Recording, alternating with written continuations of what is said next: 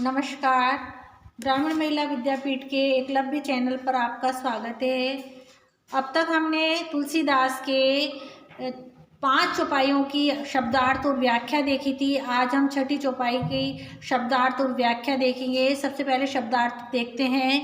Seal का मतलब होता है आचरण, ऋण का ऋण मुक्त, ऋणु यानी ऋण, हमरे माथे काढ़े यानी हम पर ही निकालना, बड़ यानी बहुत, अनाय यानी लाओ, व्यवहारी यानी हिसाब किताब करने वाला, भृगुवर यानी परशुराम, बचायु यानी बच रहा है, नृपद्रोही यानी राजाओं का शत्रु, गाड़े यानी अच्छे, सुभट यानी वीर योद्धा, द्विज देता यानी ब्राह्मण देवता, सयन ही इशारे से नेवारे रोका मना किया, कृषाणु आग। अब हम व्याख्या करेंगे। कहु लखन मुनि सील तुम्हारा, को नहीं जान विदित संसारा। लक्ष्मण जी परशुराम जी से कहते हैं कि आपके स्वभाव के बारे में कौन नहीं जानता, सारा संसार आपके स्वभाव से परिचित है।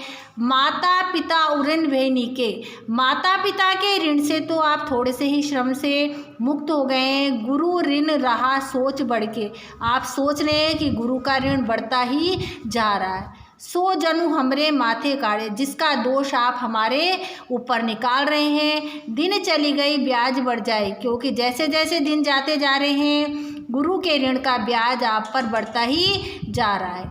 अब अनाई व्यवहारहु बुलाई, अब आप किसी हिसाब किताब करने वालों को बुला लो। तुरंत देऊ में थैली खोल, मैं अपने थैली को खोल दूंगा, जिससे को लेकर आप क्या करना,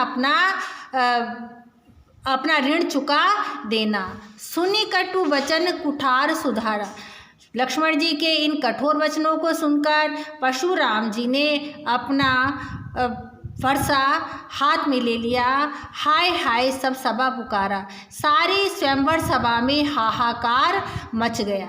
भृगुवर परुष दिखावै मोई, तब लक्ष्मण जी कहते हैं कि हे भृगुवर, हे परशुराम जी, आप मुझे बार बार फरसा दिखा रहे हैं। विप्र विचार बचाओ नृपद्रोही, मैं आपको ब्राह्मण देवता समझकर बार बार लड़ाई करने से बच रहा हूँ, क्योंकि आप क्षत्रियों के द्रोही हैं, आप क्षत्रियों के शत्रु हैं। मिले न कबहु सुबट रण काढ़े, लगता है आपको रणभूमि में कभी वीर योद्धा से पाला नहीं पड़ा है। द्विज देता घरई के बाड़े, जिसके कारण आप अपने घर के अंदर ही वीरता के कारण फल फूले फिर रहे हैं। अनुचित कहा सब लोग पुकारे, सारी सभा के लोगों ने पुकार कर कहा कि ये अनुचित है।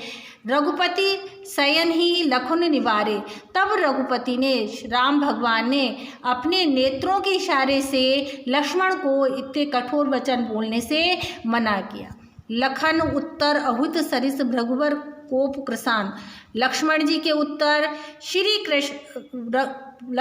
उत्तर परशुराम जी के क्रोध को बढ़ा रहे थे। जिस प्रकार की अग्नि में घी डालने से अग्नि प्रचंड हो जाती है, उसी प्रकार लक्ष्मण जी के वचनों को सुनकर भृगुवर ऋषि के क्रोध और अधिक बढ़ता ही जा रहा था। बढ़त देख जल सम वचन बोले रघुकुल बाण, क्रोध को बढ़ता हुआ देखकर श्री राम अपनी शीतल वचनों से परशुराम जी के क्रोध को शांत किया।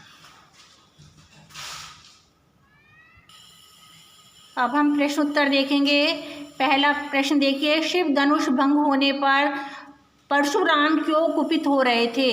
दूसरा प्रश्न है, प्रसंग में गादी सुनु किसके लिए प्रयोग किया गया है। प्रश्न 3 है, जनक दरबार में बैठी सभा हाहा क्यों करने लगी। चौथा क्वेश्चन है, ए में खांड न ऊख में का आशय स्पष्ट कीजिए। पांचवा प्रश्न है, लक्ष्मण ने वीर योद्धा की क्या क्या विशेषताएं बताई।